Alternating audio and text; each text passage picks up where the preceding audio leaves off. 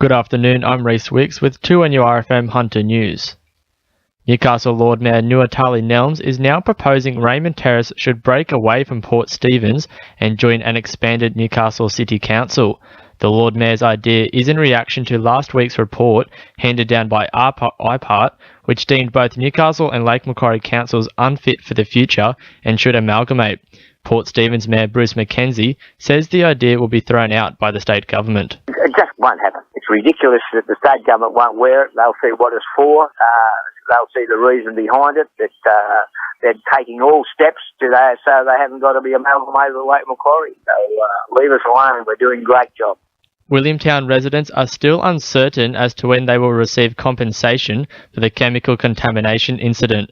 Assistant Minister for Defence Darren Chester has confirmed his government are yet to decide how they will compensate residents after the pollution to waterways and local produce became public knowledge.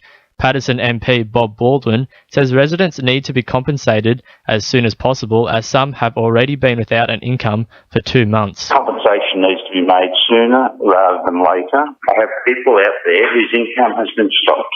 They're not able to put food on the table. So how does a government who is responsible for this contamination expect people to live?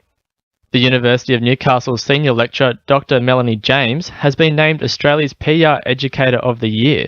Her award was received at the Public Relations Institute of Australia's National Golden Target Awards in Hobart last night. Dr. James has authored 4 books, journal articles and conference papers, with her most recent book being published by Routledge in 2014. The New South Wales government will be investing $16 million into a shark management strategy, which will be introduced to help safeguard Swansea's local beaches. The strategy includes 20 state-of-the-art shark listening stations, aerial surveillance and listening stations to provide access to upgrades of the movements from tagged sharks. Parliamentary Secretary for the Hunter, Scott McDonald, says he welcomes the strategy modelled by the world's best shark experts. It is a comprehensive strategy, but it is a science-based strategy. We've certainly decided in New South Wales not to go down the pathway that WA did of culling. That wasn't appropriate. It wasn't backed by the science. It is what we call an integrated strategy. It's got a life of 5 years and will be reviewed after that. Port Stephens Mayor McKenzie has been pushing a notion to prepare a development application for a BMX track at Saltash. An existing equestrian centre is set to be the location of choice when the plan is discussed at tonight's council meeting.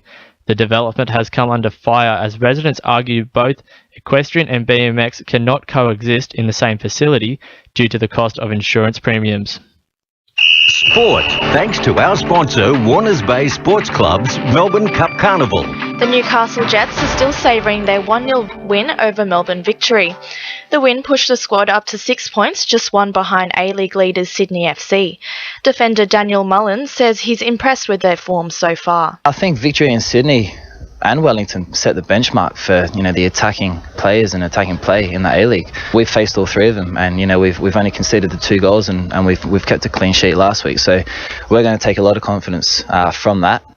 Newcastle Jockey Club has been given the green light to resume racing, with the construction of the new inside track now complete.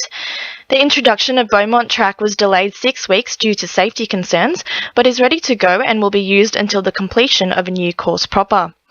And the Newcastle Hunters are on the search for the marquee players for next year's Waratah Basketball League, with trials for the men's and women's team being held next month. That's sport. I'm Christine Sheridan. 2NURFM News Time is 12:10.